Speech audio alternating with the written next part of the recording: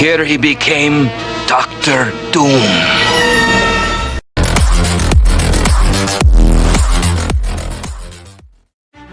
Victor Von Doom's comic book story not only expands on how he acquired his various powers, but also his motivations for mastering both science and magic. Surrender! Doom does not surrender. Doom himself theorizes that his unnatural intelligence developed inside his mother Cynthia's womb, a byproduct of Cynthia delving into dark magic while pregnant with Victor. Werner, Victor's father and the doctor of their community, opposed his wife's witchcraft, as it made their family outcasts in the tight-knit Romani village. However, Cynthia's witchcraft was the only way to protect the village itself from the ruling baron's constant oppression. Corrupted by the demonic power she invoked, Cynthia transformed into an avenging force against the Baron's men. Yet while the demon gave Cynthia power, it not only took her soul, but also the lives of every child in the village except her son. In the end, the villagers found and killed Cynthia themselves. After Cynthia was buried in an unmarked grave, the people voted to cast Werner and Victor out of their small Latvarian village. A young child at the time, Victor threatened to seek vengeance on those who voted him out, promising to become exactly what they feared. Frightened of what they didn't understand, the villagers allowed the Von Dooms to stay. Several years later, Werner and Victor remained outcasts in the village. But when the Baron's wife falls ill of cancer, and the Baron has no choice but to summon the best doctor nearby, Victor's father Werner, and when Werner fails to heal the Baron's wife, he is eventually taken and killed by the Baron's men. Apart from explaining Victor's superior intellect and gift for magic, these early tragic events are what initially drove his quest for power. Diving into his mother's spellbooks, Victor made child's play out of combining magic and science. More importantly, this was when Victor realized that he could somehow rescue his mother's soul from the netherworld. And for decades in the comics, this served as Dr. Doom's main reason for amassing epic, cosmic levels of power. But before he achieved all that, the scorned child Victor already proved to be an expert at magic and technology. While secretly invoking spells from Cynthia's artifacts, Victor devised highly advanced weapons to launch a guerrilla campaign against the Baron's army, and by the time Victor was 16 years old, he had risen to become the leader of his Romani clan, marshalling a war that would eventually overthrow the Barons, finally giving Victor the vengeance he sought for years. Yet even with his people freed, Victor was still far from his real goal, securing Cynthia's damned soul from hell, and the opportunity to attempt this feat would come sooner than expected. As Victor's understanding of science and magic grew, so did his reputation. Eventually, Victor was offered a scholarship at New York State University. Hello, I'm Dean Stockton of Eastern State University in America, and I'm prepared to offer you a full science scholarship.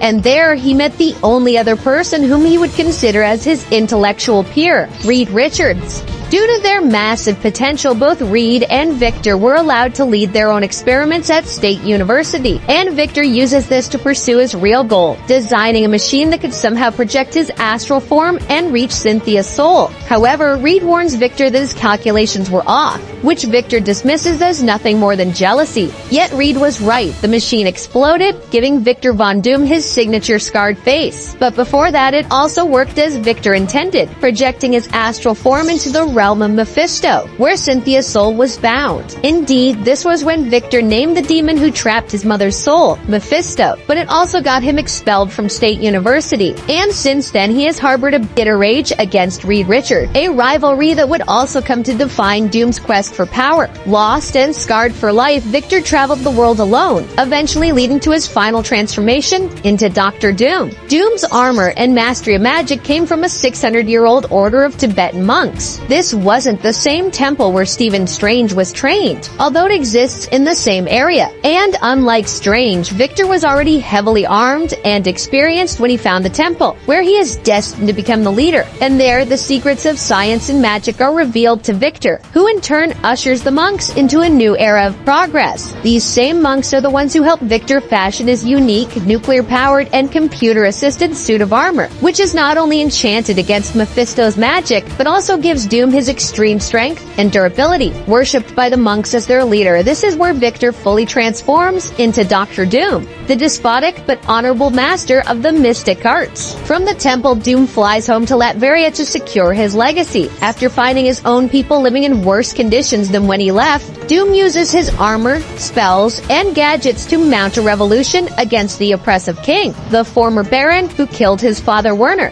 From using force fields to protect civilians to dispatching the king's men with energy blasts, Dr. Doom has long been a formidable one-man invasion force. However, he's also known for the Doombots, which he first used to protect his fellow Latverian citizens as they overthrew the king. After Doom secured the cult-like loyalty of his people and declared himself king, the Doombots became his emissaries, highly advanced AI-powered robots programmed to act and think exactly like Victor in his absence. Armed with Doom's personality and knowledge, the Doombots are a huge aspect of how Dr. Doom maintains and exercises his global authority and influence. After Doom secured his legacy as the ruler of Latveria, Doom created the Time Portal in another effort to rescue Cynthia from Mephisto. Hitting two birds with one stone, Doom once forced Reed Richards to use the Time Portal and retrieve the Stones of Merlin, which Doom needed to amass more power against Mephisto. Doom also traveled through time and began a romantic relationship with Morgan Le Fay, who taught him much of what he knows about the dark arts. Doom was also able to send Morgan back through time when their relationship soured. Much later, Doom also used time travel to kill the Molecule Man variants across the multiverse, enabling him to steal the power of the Beyonders and become God Emperor Doom. And this brings us to the greatest power in Dr. Doom's arsenal. Even before Doom displayed enough willpower to actually become a reality-altering cosmic being, his indomitable will had already manifested in different ways. Doom once revealed that the real source of his magical powers is the Marquis of Death,